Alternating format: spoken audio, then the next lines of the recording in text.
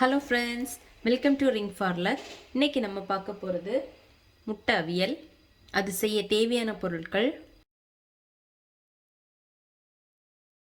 இப்போ ஃபஸ்ட்டு ஒரு பேனில் 1 டேபிள் ஸ்பூன் எண்ணெய் ஊற்றிக்கலாம். எண்ணெய் காய்ச்சதுக்கப்புறமா கடுகு, கறிவேப்பிலை, அப்புறமா ஒரு பெரிய வெங்காயம் கொஞ்சம் வதக்கிக்கலாம். இப்போ வெங்காயம் லைட்டாக வதங்கிடுச்சு. அதுக்கப்புறமா ஒரு முருங்கைக்காய் போட்டு அதை லைட்டாக வதக்கிக்கலாம்.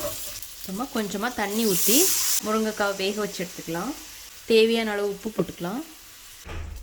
முருங்கைக்காய் வேகிற டைமில் நம்ம தேங்காய் அரைச்சிக்கலாம். அதுக்கு ஒரு மிக்சி ஜாரில் 1 கப் தேங்காய், ஒரு 3 சின்ன வெங்காயம், ஒரு 3 காஞ்ச மிளகாய், 1 டீஸ்பூன் ஜீரகம், 1/4 டீஸ்பூன் மஞ்சத்தூள், கொஞ்சமாக தண்ணி ஊற்றி நல்லா கொரப்பாக அரைச்சி எடுத்துக்கலாம்.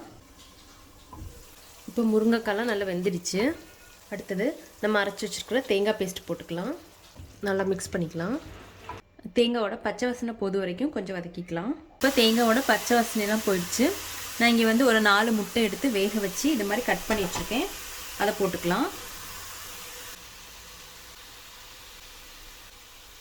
போட்டு லைட்டாக மிக்ஸ் பண்ணி விட்டுக்கலாம்.